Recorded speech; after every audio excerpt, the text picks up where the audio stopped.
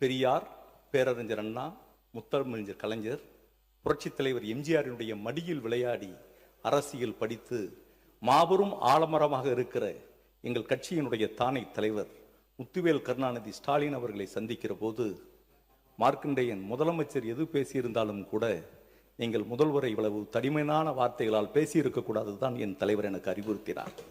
அதை போன்று என்னை சிறைச்சாலைகளை பார்க்க வருகிற போது எவ்வளவு மாற்று அரசியல் கருத்துக்கள் இருந்தாலும் கூட எங்கள் எதிர்க்கட்சியினுடைய தலைவர் மிகப்பெரிய போராட்டக்காரத்துக்கு சொந்தக்காரர், ஈட்டியே இதயத்தில் பாய்ந்தாலும் அதை எடுத்துவிட்டு ஓடுகிற வல்லரசுக்கு சொந்தக்காரர் உதயநிதி ஸ்டாலின் என்னை சிறைச்சாலைகளை பாளையங்கோட்டைகளை பார்க்கிற போது நீங்கள் முதலமைச்சரை இந்த அளவுக்கு பேசியிருக்க வேண்டாம் என்பது தான் சொன்னார்.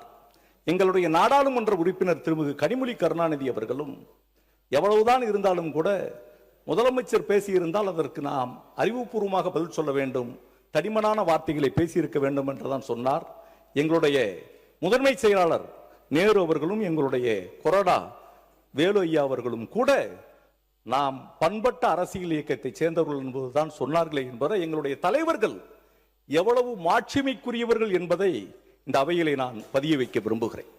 அதே நேரத்தில் எங்களுடைய ஊருக்கு சொந்தக்காரன், என்னுடைய தொகுதியில் பிறந்து வளர்ந்த வீரபாண்டிய கட்டபொம்மன் பிறந்த ஊரிலே நான் பிறந்தவர்.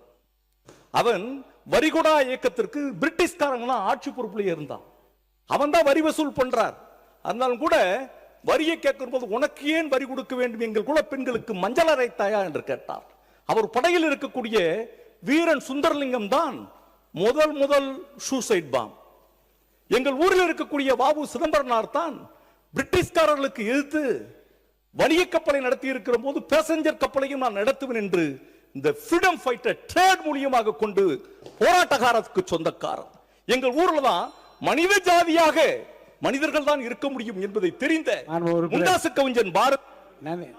நன்றி சொல்லி முடிங்க போதும். குருவிகள் என்ற ஜாதி என்று சொன்னான்.